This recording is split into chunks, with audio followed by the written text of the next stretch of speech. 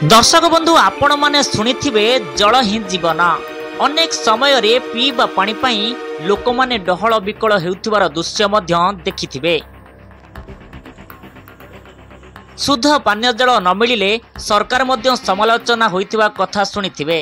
किंतु आज जे दृश्य देखाउचु यह होउची पिपिली ब्लॉक कुलेशिखर पटना पंचायतर।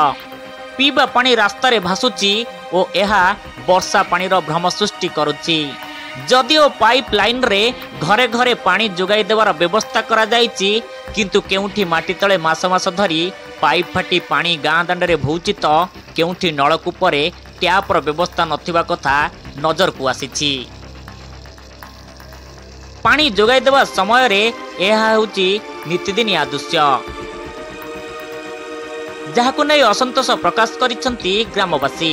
पिपिली ब्लॉक प्रशासन तुरंत यार समाधान करने दिगरे पदक्षेप नेबा जरूरी होई पड़िछि।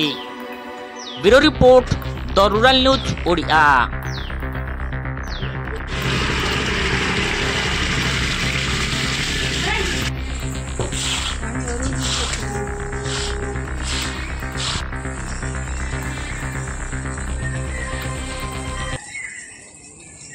गाँटा भासुची कादुआ पंकज मंच हईराण होउची।